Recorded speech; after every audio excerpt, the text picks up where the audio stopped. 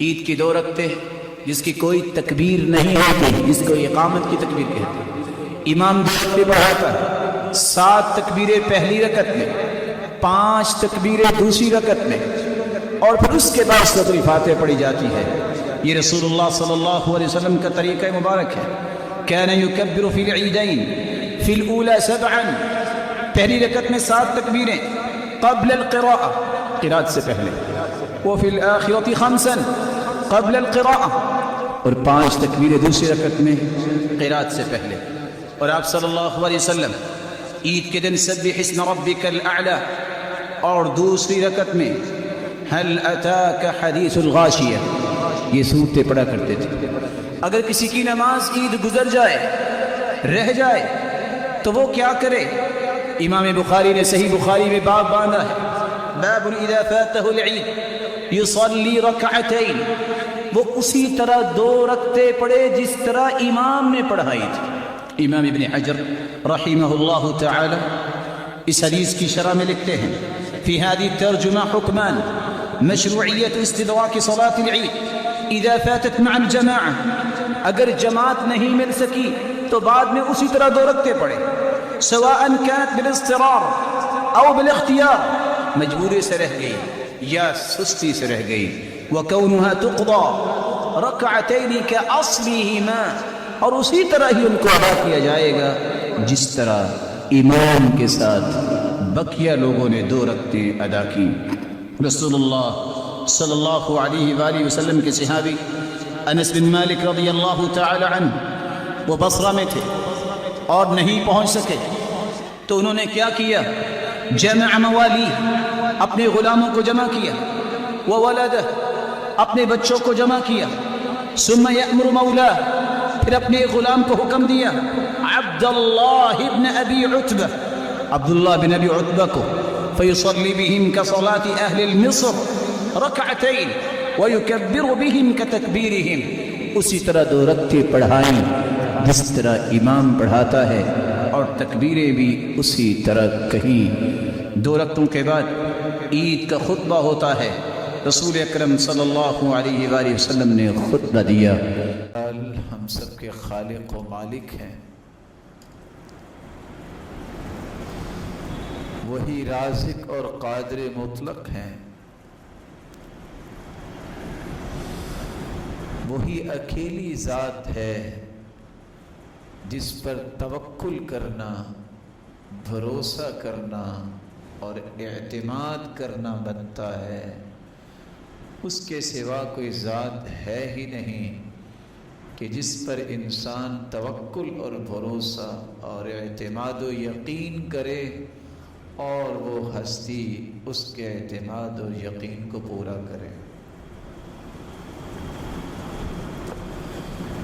اللہ ذوالجلال نے اپنے پیغمبر کو ایک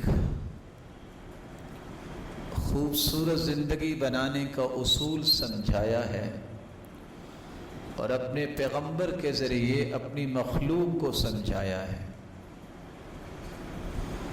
اور وہ اصول یہ ہے، زندگی کا سفر طے کرتے ہوئے کچھ لوگ آپ کو گالیاں دیتے ہیں، کچھ آپ کو تکلیفیں دیتے ہیں، اس کی آواز اونچی ہو سکتی ہے، کچھ لوگ تانے دے کے پریشان کرتے ہیں، فرمایا وَلَقَدْ نَعْلَمُ أَنَّكَ يَضِيقُ صَدْرُكَ بِمَا يَقُولُونَ، میرے محبوب ہم جانتے ہیں کہ لوگوں کی باتوں کی وجہ سے آپ کو تنگی محسوس ہوتی ہے،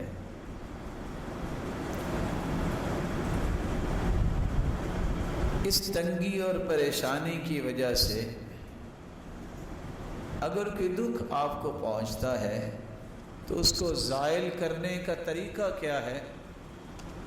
فَسَبِّحْ بِحَمْدِ رَبِّكَ، تم اپنے رب کی پاکیزگی کو بیان کرو، اللہ ذوالجلال ان تمام طعنوں سے تمہیں پاک کر دیں گے۔ وَقُمْ مِنَ السَّاجِدِينَ، تم اللہ کے سامنے سجدہ ریز ہو جاؤ، لوگوں کے سامنے نہیں، لوگوں کے رب کے سامنے تم سجدہ ریز ہو جاؤ۔ جتنے لوگ ہیں ان کے دلوں میں محبت تیرا رب تیری پیدا کر دے۔ وَاعْبُدْ رَبَّكَ حَتَّى يَأْتِيَكَ الْيَقِينُ، جب تک رب کی طرف سے بلاوا نہیں آ جاتا، آپ کو فوکس کرنا ہے کہ میں نے عبادت میں کمی نہیں آنے دینی۔ کتنا یہ خوبصورت علاج ہے اور کتنا آسان علاج ہے۔ جو زبان اللہ کی جتنی پاکیزگی بیان کرتی ہے، اس شخص کے متعلق اللہ عز و جلال لوگوں کے ذہن اتنے ہی صاف کر دیتے ہیں۔ اور حدیث میں آتا ہے اقرب ما یکون العبد من ربہ وہو ساجد، سب سے قریب اللہ کے انسان اس وقت ہوتا ہے جب وہ سجدے میں ہوتا ہے۔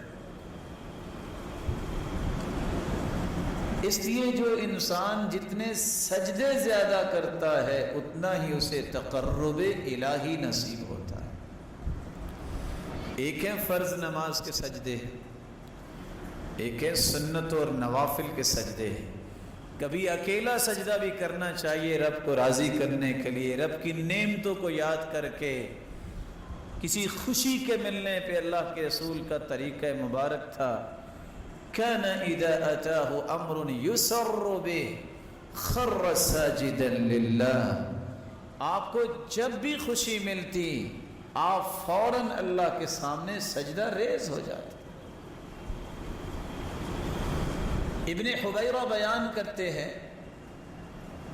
کہ وہ شخص جس کو 10 لاکھ حدیثیں یاد تھیں، جن کو عبداللہ ابن المبارک کہتے ہیں، مغرب کی نماز ایک دن پڑھ کے ذکر و اذکار سے فارغ ہوئے، سنتیں ادا کی اور بیٹھے بیٹھے رب کو یاد کرتے کرتے سجدے میں چلے گئے۔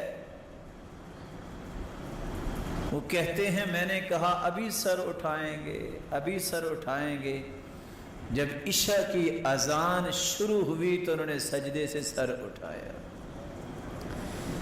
جن لوگوں کو اللہ کے سامنے جھکنے میں لذت مل جاتی ہے، وہ دنیا کی کسی چیز میں وہ لذت موجود ہی نہیں۔ ایم اللہ، اللہ کی قسم تجربہ کر کے دیکھ لیجئے، خاص طور پر سحری کے اوقات میں جب ہر شخص جو ہے وہ کوئی نیند میں ہے، کوئی اللہ کی عبادت میں ہے، لیکن آپ اپنے گھر میں اکیلے ہیں، اس وقت بچے بھی سو رہے ہیں، گھر والے بھی اگر سو رہے ہیں، آپ اس وقت جو سجدہ کرتے ہیں، جو قیام کرتے ہیں، جو رکوع کرتے ہیں، جس سے دل میں وہ لذت پیدا ہوتی ہے جو دنیا کے کسی بھی پکوان کے اندر آپ کو وہ لذت نصیب نہیں ہوگی۔ کوئی سوچ نہیں ہوتی ہے اس وقت، کوئی آواز اور شور نہیں ہوتا، ڈائریکٹ اللہ سے اس وقت ہم کلامی کا جو شرف ملتا ہے انسان کو، اس کی کیسی ہی لذتیں ہیں، اللہ سب کے نصیبے میں فرمائے۔ آج کے اس پرتشویش ماحول کے اندر جس طرح ہم نماز کی پابندی کرتے ہیں، عبادات میں سے ایک عبادت یہ بھی ہے جس کو دنیا بھول گئی، جس عبادت کو توکل کہتے ہیں، اللہ پر یقین کہتے ہیں، اللہ پر اعتماد کہتے ہیں، اللہ پہ بھروسہ کرنا کہتے ہیں، یہ بھی عبادت ہے۔ اس یقین کے ختم ہونے کی وجہ سے ہر شخص کو اس قدر خوف لاحق ہو گیا ہے، وہ یہی سمجھ بیٹھا ہے آج فلاں فوت ہوا ہے تو ظہر کے بعد میری باری آ جانی ہے۔ تو میرے پیارے بھائی، باری جب آنی ہے تو اللہ نے کسی سے مشورہ ہی نہیں کرنا، وہ تو لکھا ہوا ہے اللہ نے، لیکن یاد رکھنا اللہ نے جو لکھا ہے وہی نافذ ہوگا، وہاں میرا اور آپ کا کوئی بس چلنا ہی نہیں ہے۔ اس لیے اس ذات پہ یقین رکھنا، اس پر بھروسہ کرنا، اس پر اعتماد کرنا، اسے ہی قابل اعتماد ذات سمجھنا، یہ ایسی عبادت ہے یہ اللہ ہر ایک کو نصیب ہی نہیں کرتے، لیکن جس کے نصیبے میں ہو جائے اللہ ذوالجلال اسے دنیا میں کبھی گرنے نہیں دیتے۔ یقین کسے کہتے ہیں؟ والاعتقاد الجازم الثابت المطابق للواقع۔ اس قدر انسان کا پختہ مائنڈ بن جائے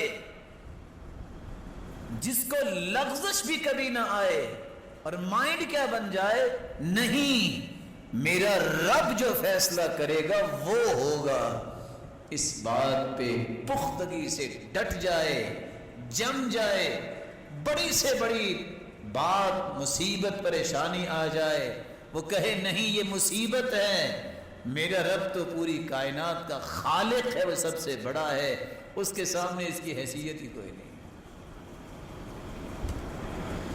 اور آپ کے علم میں ہونا چاہیے کہ وہ کتنا بڑا بادشاہ ہے، اس کی بادشاہت پہ میں صرف ایک جھلک پیش کرتا ہوں۔ اللہ کا جو یہ کائنات کا جو نظام، اس پہ ذرا نظر اٹھائیے آسمان کی طرف، نظریں ذلیل ہو کے تھک ہار کے نیچے آ جائیں گی، لیکن آسمان میں کوئی خلل نظر نہیں آتا۔ اتنا بڑا آسمان، اتنی بڑی دنیا، جہاں بھی جاؤ اللہ کی مخلوق ہے، اللہ سب کی سنتا ہے، سب کو عطائیں بھی کرتا ہے، اور اللہ کا جو عرش 8 فرشتوں نے اٹھایا ہوا ہے، ایک ایک فرشتہ کتنا بڑا ہوگا، اور ٹریلین فرشتے اللہ نے نور سے پیدا کیے ہوئے ہیں۔ 4 انگلیاں آسمانوں میں خالی نہیں، کہیں فرشتے رکوع میں ہیں، کہیں قیام میں ہیں، کہیں سجدے میں ہیں، اور 70,000 فرشتے روزانہ اس اللہ کے گھر کا طواف کرتے ہیں جو آسمانوں میں ہے، بیت المعمور۔ جس نے ایک مرتبہ طواف کیا ہے قیامت تک دوبارہ اس کی باری نہیں آئے گی۔ اور حدیث کے الفاظ ہیں جو حملۃ العرش ہیں، ایسے فرشتے جنہوں نے جنہوں نے اللہ کا عرش اٹھایا ہوا ہے، ان کے کندھے اور کان تک کا یہ فاصلہ مسیرۃ 700 عام، 700 سال تک اگر سفر کیا جائے، جتنا سفر بنتا ہے وہ اس فرشتے کے کندھے سے کان تک کا سفر ہے، جیسا کہ رسول اللہ صلی اللہ علیہ وسلم فرماتے ہیں۔ اگر یہ سفر اتنا ہے تو فرشتہ کتنا بڑا ہوگا۔ وسع کرسیہ السماوات والارض، کرسی نے 7 زمینیں 7 آسمانوں کو گھیرا ہوا ہے، اور کرسی عرش کے مقابلے میں اتنی ہے جیسے راوی کہتے ہیں کل خاتم فی الفلا، کھلے میدان میں اگر ایک انگوٹھی رکھ دی جائے تو عرش کے مقابلے میں کرسی اتنی ہے، اور اس کرسی نے 14 کے 14 طبق جو اپنے گھیرے میں لیے ہوئے ہیں۔ اگر کرسی اور عرش اتنا ہے اور فرشتوں کی بات سنی تو میرا اور تمہارا رب اور خالق کتنا بڑا ہوگا، پھر اس کے انعامات کتنے بڑے ہوں گے۔ جب یہ یقین ہو جائے کہ ہر ناممکن میرے اور آپ کے نزدیک ہے، اللہ ناممکن کو ممکن بنانے والا ہے، کیونکہ ساری بادشاہی تو اسی کے ہاتھ میں ہے، وہ تو اسی کے ہاتھ میں ہے۔ وہ چاہے تو 9 دنوں کے بعد گری ہوئی بلڈنگ میں 9 دنوں کے بعد 1.5 ماہ کا بچہ زندہ نکال کے دکھا دے، وہ چاہے تو گرے ہوئے کنویں سے یوسف کو نکال کے تخت پہ بٹھا دے، وہ چاہے تو عیسیٰ کو بغیر باپ کے پیدا کر دے اور زکریا کے سفید بال ہو جائیں تو اس کو پھر بھی بیٹا عطا کر دے۔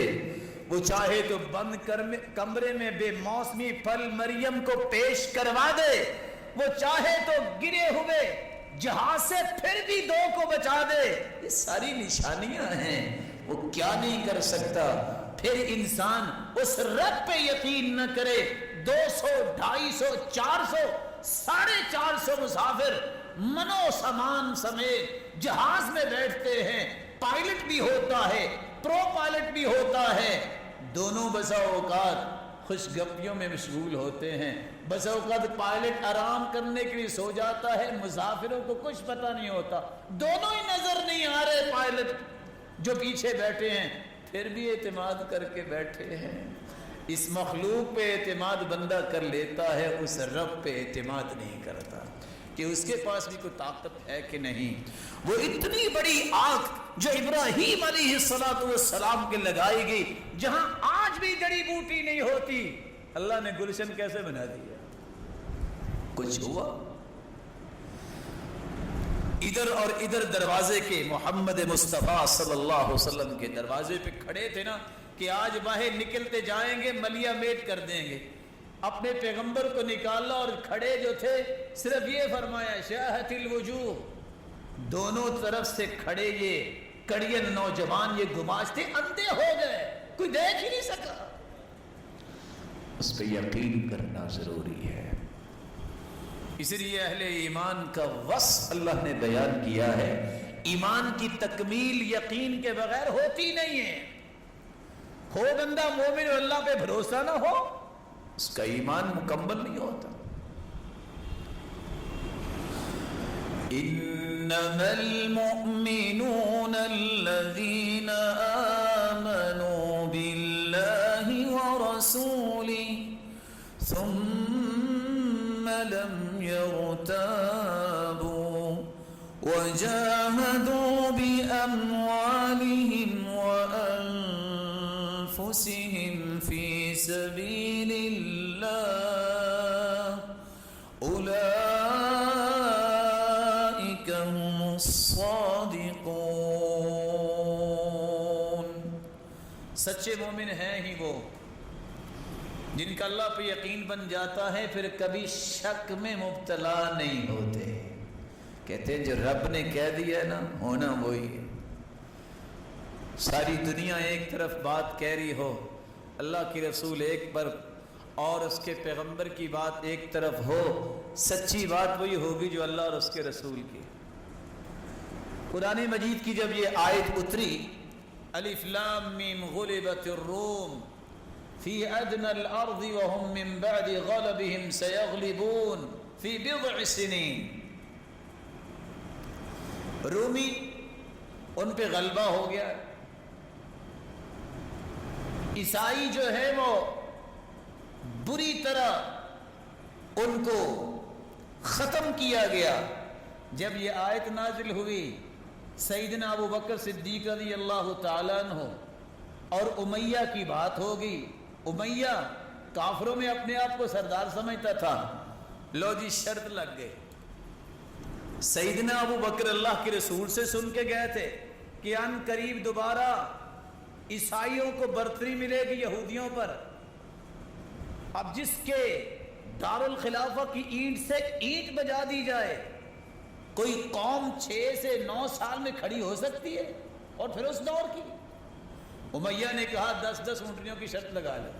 سیدنا ابو بکر نے شرط لگا لی، اللہ کے رسول کو آ کے بتایا، کہا ابو بکر بضع سنین، بضع جو ہے یہ 9 کے لفظ پہ بولا جاتے، آپ 6 سال نہیں 9 سال کی شرط لگا لے، خاص 100 اونٹنیوں کی لگا لے۔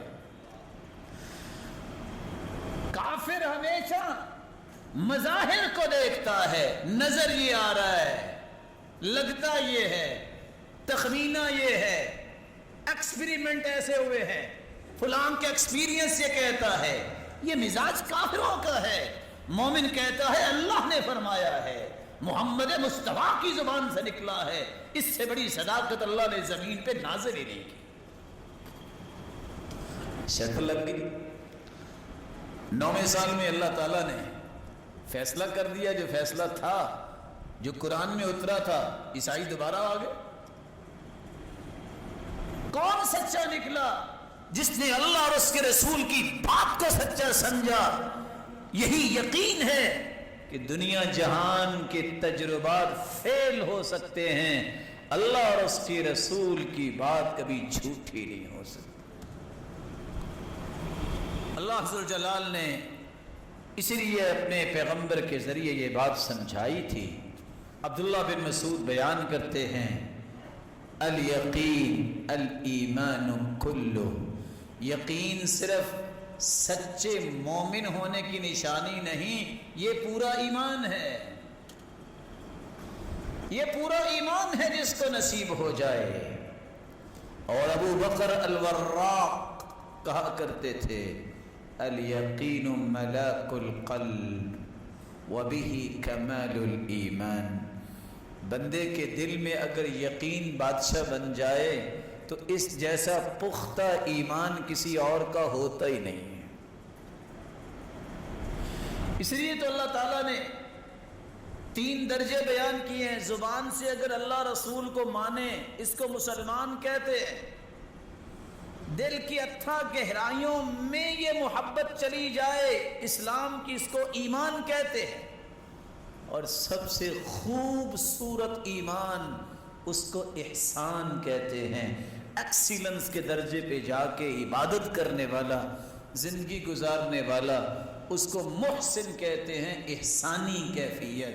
اور اللہ ذو الجلال فرماتے ہیں احسان کی کیفیت ان لوگوں میں پیدا ہوتی ہے جن کے اندر یقین آ جاتا ہے۔ هدى ورحمة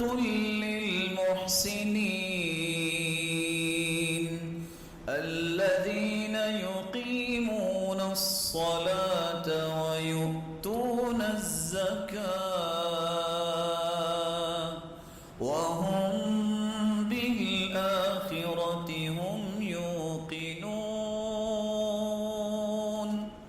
یہ قرآن ہدایت کا پیغام ہے، یہ رحمت بنتا ہے ان کے لیے جو احسان کی کیفیت میں زندگی گزارتے ہیں۔ اور ان محسنین کی نشانی ہے، نہ انہوں نے کبھی نماز میں سستی کی ہے، نہ کبھی زکوٰۃ میں منہ بنایا ہے، خوشی سے زکوٰۃ دیتے ہیں، اور ان کا اللہ پہ یقین ہوتا ہے۔ اللہ ذو الجلال نے ان کے لیے ایک اور فضیلت بیان کروا دی ہے اپنے پیغمبر کے ذریعے۔ سیدنا ابو ہریرہ روایت کرتے ہیں، افضل الاعمال عند اللہ ایمان لا شک فی، سب سے افضل ایمان اس انسان کا ہے جس کے اندر یقین ہے، اسے کبھی شک نہیں آیا۔ اس سے بڑا ایمان اور افضل ایمان کسی کا ہے ہی نہیں۔ ذنون مصری اس لیے کہا کرتے تھے، جس کو یہ یقین نصیب ہو جاتا ہے اس کی لمبی خواہشیں ختم ہو جاتی ہیں۔ وہ کہتا ہے جب وقت آئے گا میرا رب فیصلہ کر دے گا، کیا اس وقت میرا رب نہیں ہوگا، میں پریشان ہو رہا ہوں۔ لمبی امید جب وہ ختم کرتا ہے تو انسان کو اللہ زاہد بنا دیتے ہیں۔ زہد آ جاتا ہے تو اللہ اس کی زبان پہ حکمت و دانائی کو جاری کر دیتے ہیں۔ حکمت و دانائی جب آ جاتی ہے تو اس کی آخرت پہ نظر ہوتی ہے، نتائج پہ نظر ہوتی ہے، اس کے اعمال خود بخود درست ہو جاتے ہیں۔ رسول اللہ صلی اللہ علیہ وآلہ وسلم پر قرآن نازل ہوا۔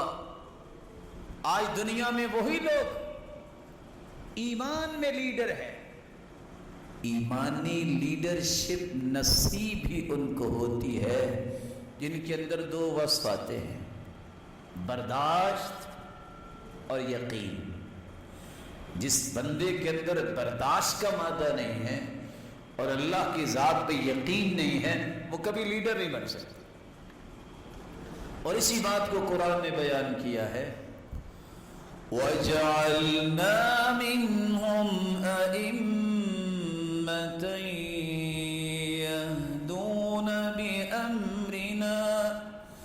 لما صبروا وكانوا بآياتنا يوقنون.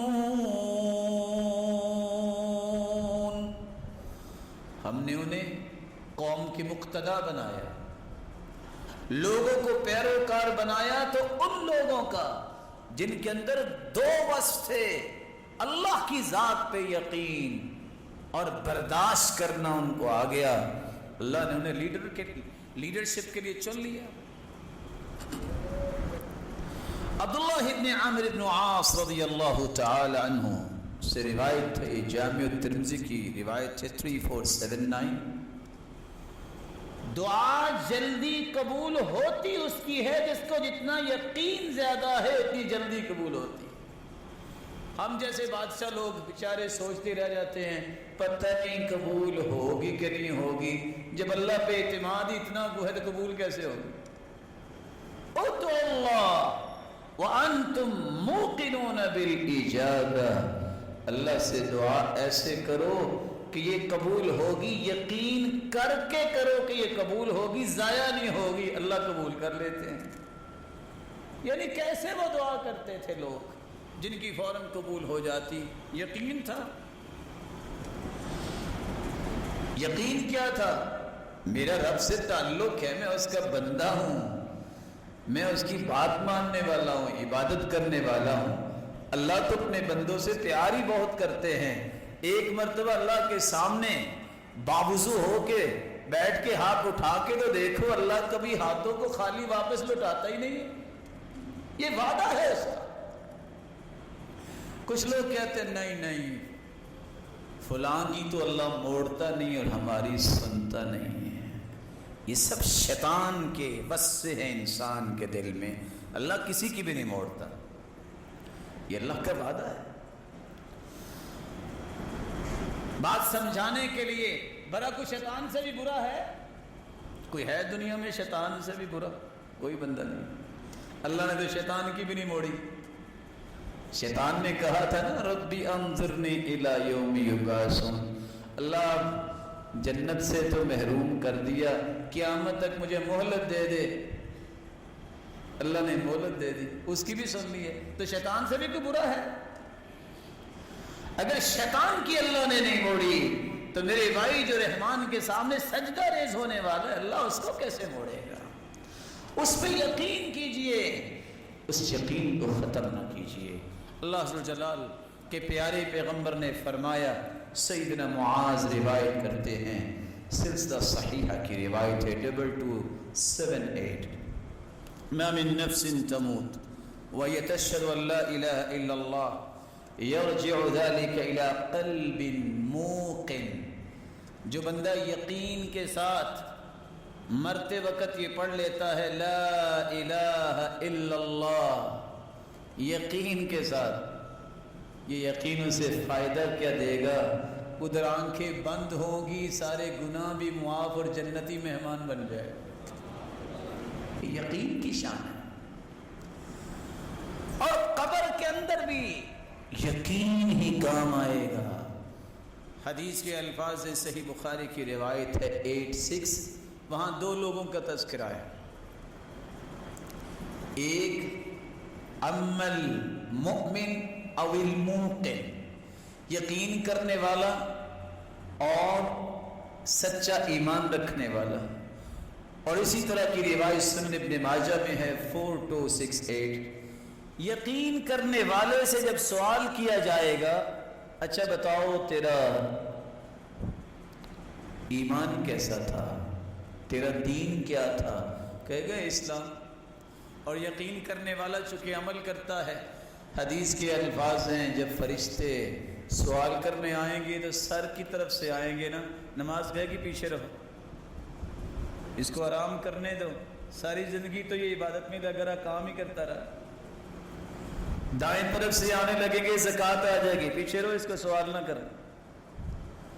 بائیں طرف سے آئے گا، آئیں گے فرشتے، صدقہ آ جائے گا.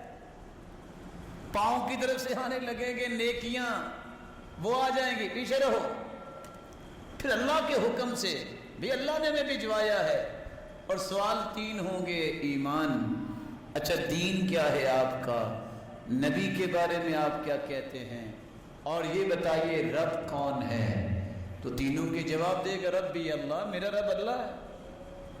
نبی محمد، میں ساری زندگی اپنا قائد اعظم اس کو مانا، اس ہستی کو جس جیسی ہستی اللہ نے زمین پہ بھیجی ہی نہیں. میرا دین دین اسلام ہے. فرشتے سوال کریں گے، اچھا یہ بتاؤ کہ تمہیں پتہ کیسے چل گیا؟ 3 ہی سوال اور 3 ہی جواب. قرأت القرآن وعملت بما فيه وصدقت به. میں نے قرآن پڑھا، اس کے مطابق عمل کیا، اور میں نے کہا جو میرے رب نے کہا ہے سچ کہا ہے. یہ عمل تھا جس سے یقین پیدا ہوتا ہے. قرآن پڑھے نا تو یقین کیسے پیدا ہوگا، عمل ہو نا تو یقین کیسے پیدا ہوگا.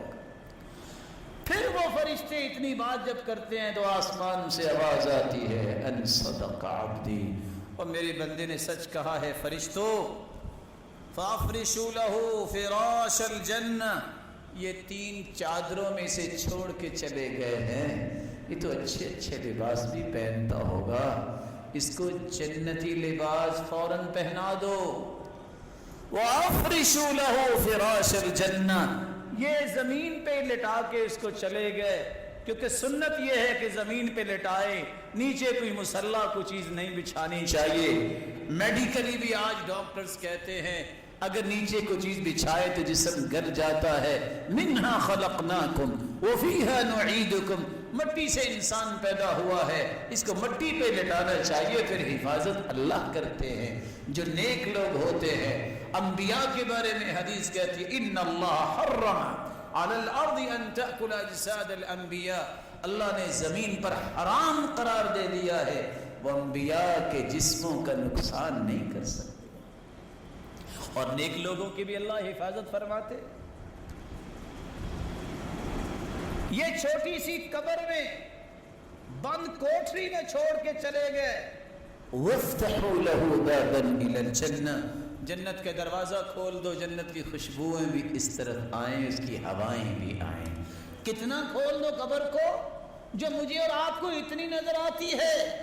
مد بصری، جہاں تک انسان کی نظر جاتی ہے اللہ اس یقین کرنے والے کی قبر کو کھول دیتے ہیں.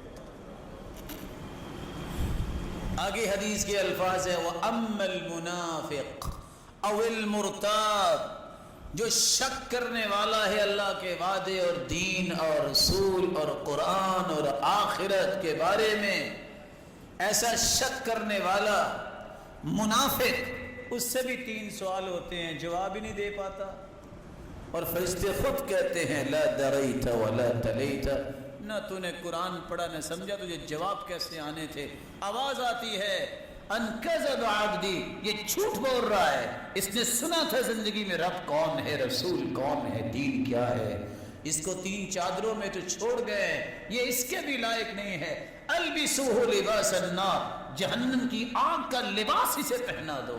وَافْرِشُوا لَهُ فِرَاشَ النَّارِ، زمین ٹھنڈی ہے، اس سے تو سکون ملتا ہے، اس کے نیچے جہنم کے انگارے بچھا دو، یہ اس لائق نہیں ہے کہ اس کو ٹھنڈی زمین پہ لٹایا جائے. فَيُضَيَّقُ عَلَيْهِ قَبْرُهُ، اور اس کی قبر کو بھی اس طرح ملا دیا جاتا ہے. کس طرح تنگ کر دی جاتی ہے حتی تختلف اضلاعه، اس کی ہڈیاں ایک دوسرے کے اندر چلی جاتی. اللہ عز و جلال ہمیں محفوظ فرمائے اور اپنی ذات پہ یقین نصیب فرمائے.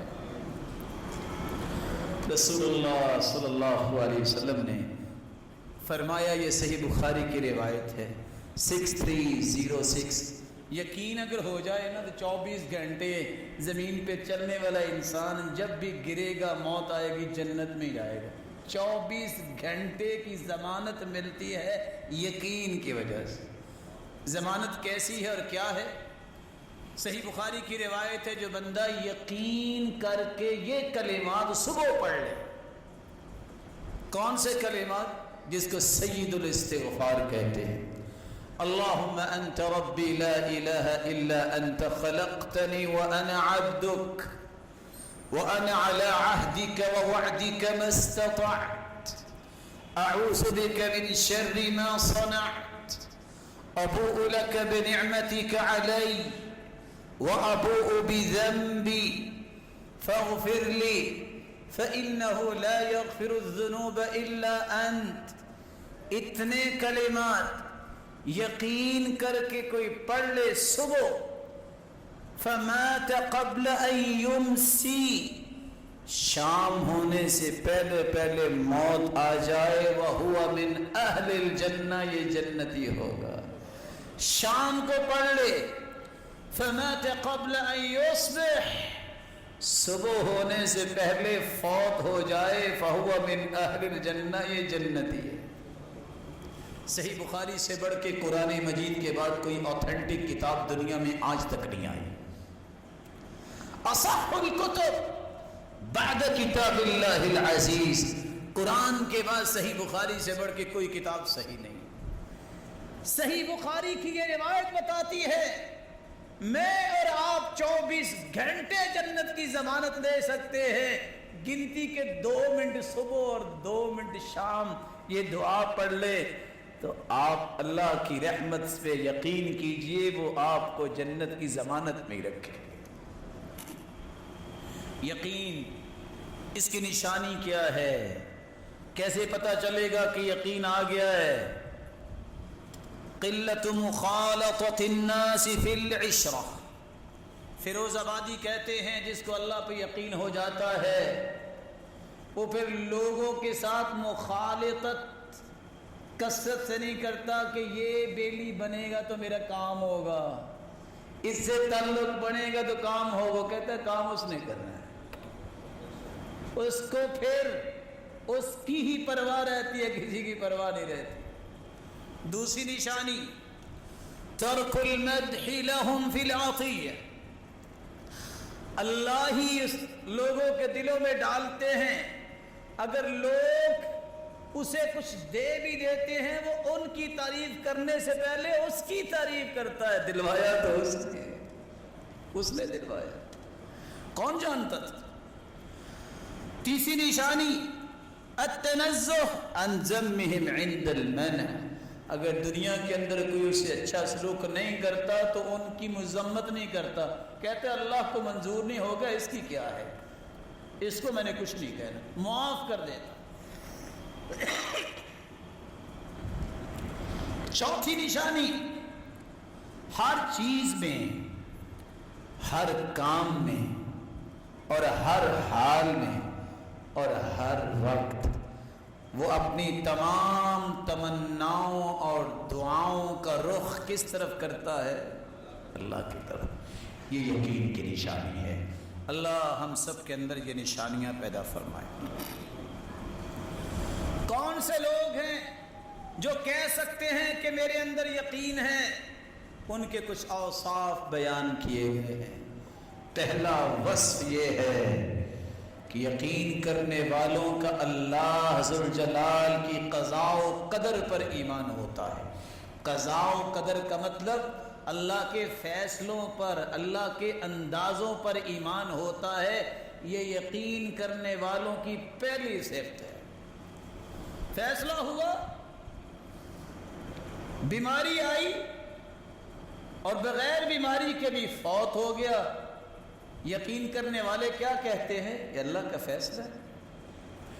1,24,000 پیغمبر بھی اللہ کے پاس چلے گئے، 1,44,000 صحابہ بھی اللہ کے پاس چلے گئے اور اپنے وقت پہ گئے. اگر کسی کو اللہ بلا لیتا ہے اس کا فیصلہ ہے. اور اگر یہ کہے ابھی تو چھوٹے بچے ہیں کیا بنے گا، یہ یقین والوں کی باتیں نہیں ہیں.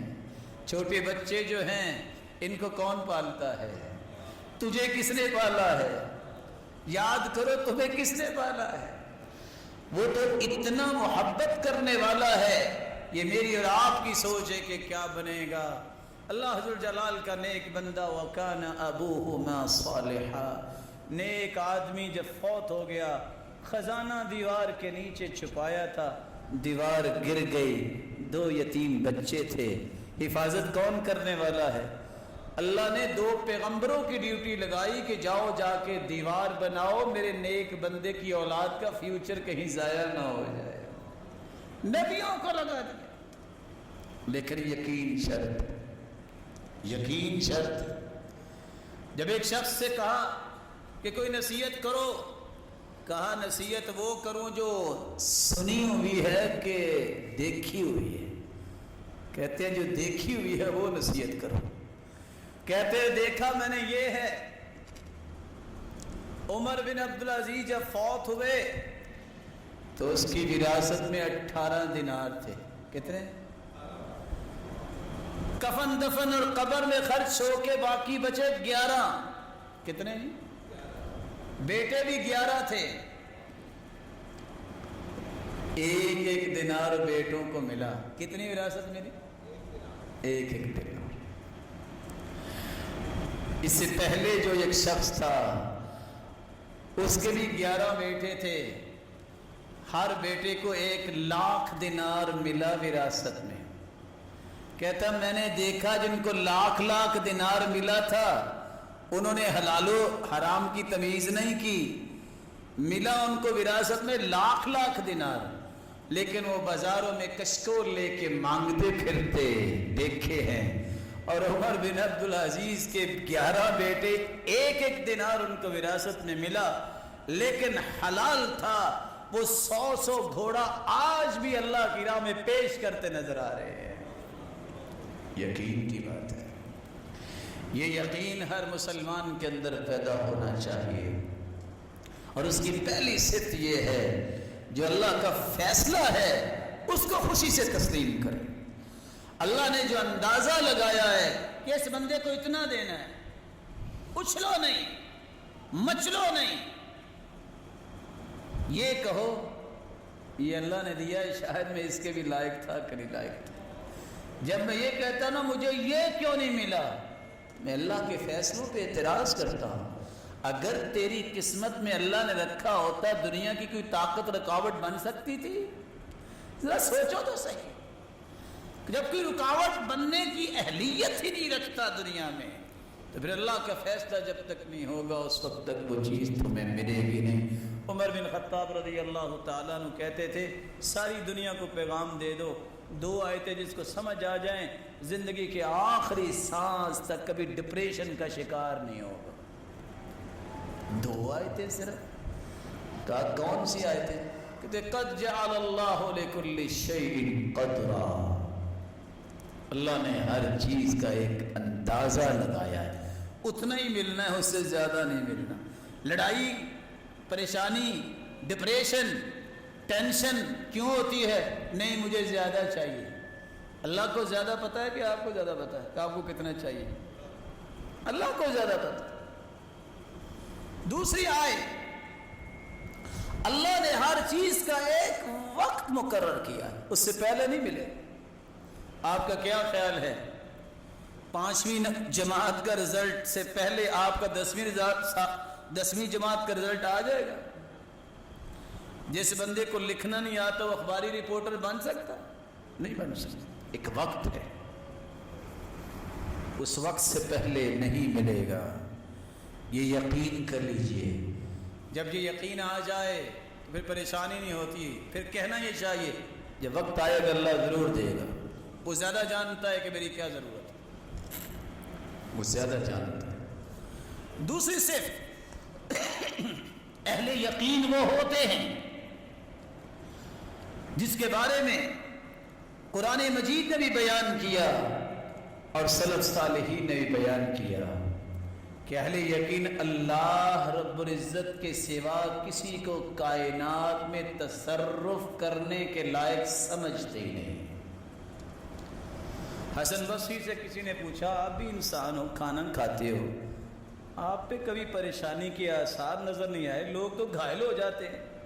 کہتے میں کیوں پریشان ہوں؟ علمت بأن رزقی لن یأخذہ غیری فاطمئن قلبی لہ، مجھے تو یقین ہے شاید لوگوں کو نہیں ہوگا، جو میرا رزق ہے وہ میں نہیں کھانا ہے، دنیا کی کوئی طاقت ایک لقمہ مجھ سے نہیں چھین سکتی، میں مطمئن رہتا ہوں، کیوں پریشان ہوں؟ میرے رب نے لکھا ہے، میرے رب نے مجھے دینا ہے، ایک لقمہ بھی کوئی نہیں لے سکے گا۔ وَعَلِمْتُ بِأَنَّ عَمَلِي لَن يَقُومَ بِهِ غَيْرِي فَاشْتَغَلْتُ بِهِ، جو میرا کام ہے وہ میں نہیں کرنا ہے، اس لیے میں کبھی پریشان نہیں ہوتا، اپنے کام پہ لگا رہتا ہوں، لوگوں پہ میں توجہ نہیں رکھتا لوگ کیا کر رہے ہیں، ان کے اعمال ان کے ساتھ، میں اپنی ذمہ داریوں کو پورا کرتا ہوں، عبادت کو، دیگر جو شرعیہ کام ہے میں ان کو پورا کرنے میں لگا رہتا ہوں۔ یہ یقین جب تک نہ ہو کہ اللہ نے جو فیصلہ کرنا ہے وہ ہوگا، کسی اور کا فیصلہ نافذ نہیں ہوگا، نہ اس وقت تک یقین بنتا ہے، نہ اس وقت کے انسان کا ایمان مکمل ہوتا۔ تیسری صفت یقین کرنے والوں کی تیسری صفت یہ ہے کہ اللہ نے جو فیصلے کر رکھے ہیں، کائنات کو بنانے سے 50,000 سال پہلے اللہ نے تقدیریں لکھ دی ہیں، ویسے ہی ہونا ہے۔ اس پر ایمان جب تک نہیں ہے، یہ مجھے اور آپ کو بسا اوقات اچھا فیصلہ لگتا ہے، کبھی نہیں لگتا، یہ ہماری عقل کا قصور ہے۔ اللہ کا ہر فیصلہ اچھا ہی ہوتا ہے، میرے رب کا ہر فیصلہ درست ہی ہوتا ہے۔ جب تک وہ ان فیصلوں پہ یقین کر کے اللہ کے فیصلوں کو مقدم نہیں کرتا، اس کا ایمان پختہ ہی نہیں ہوتا۔ چوتھی صفت یقین کرنے والوں کی یہ ہے کہ وہ نفع نقصان کا مالک اس کو سمجھتا ہے۔ کس کو سمجھتا ہے؟ نفع کون دیتا ہے؟ نقصان بھی ہو تو اس نقصان کو بھی پورا کرنے والا کون ہے؟ اللہ ہے۔ رسول اللہ صلی اللہ علیہ وسلم پر قرآن نازل ہوا، وَإِن يَمْسَسْكَ اللَّهُ بِضُرٍّ فَلَا كَاشِفَ لَهُ إِلَّا هُوَ۔ اگر پوری کائنات کو جمع کیا جائے تو کیا محمد مصطفیٰ کا مقابلہ ہو سکتا ہے؟ جب سے کائنات بنی، آدم سے لے کے قیامت تک آنے والی انسانیت جمع ہو جائے تو محمد مصطفیٰ کی عظمت کو کوئی نہیں پہنچ سکتا۔ اللہ فرماتے ہیں میرے محبوب، آپ کو بھی اگر تکلیف آئے تو اس کو دور کرنے والا کون ہے؟ وہ اللہ کی ذات۔ اللہ ذوالجلال یہ چاروں وصف ہمیں نصیب فرمائے۔ لیکن ان چاروں وصفوں کے ساتھ راز کی بات بتا کے میں بات کو ختم کیے دیتا ہوں۔ 4 باتوں پہ یقین کر لے، دل سے خوف ویسے ہی ختم ہو جائے گا۔ یہ جو ہم کہتے ہیں نا بس موت آئے کہ نہیں آئی، نہ جانے کب آنی ہے، ہم سوچتے ہیں میں بیمار ہوں گا، اچانک لوگ ہاسپٹل لے کے جائیں گے، پھر ڈاکٹر کہیں گے کہ گھر لے جو اس کو جواب ہو گیا ہے، پھر موت آئے گی۔ اچھا تو چلتے چلتے اللہ روح نہیں کھینچ سکتے؟ بولتے بولتے انسان کی زبان اللہ بند نہیں کر سکتے؟ یہ تخمینے اور یہ باتیں کہاں سے سوچتے ہیں آپ؟ 4 باتوں پہ یقین کر لیجئے۔ سب سے پہلی بات میرے بھائی، انہ لن تموت نفس حتی تستکمل رزقها، صحیح ترغیب کی روایت ہے 1702، جو لقمہ، جو پانی کا قطرہ میں اور آپ لکھوا کے آئے ہیں، ہماری پیدائش کے 5 ماہ پہلے یہ سب کچھ طے کر دیا گیا تھا، جب تک ہر جان اپنے خوراک کا آخری لقمہ اور آخری قطرہ کھا پی نہیں لے گی، اس کو موت نہیں آئے گی۔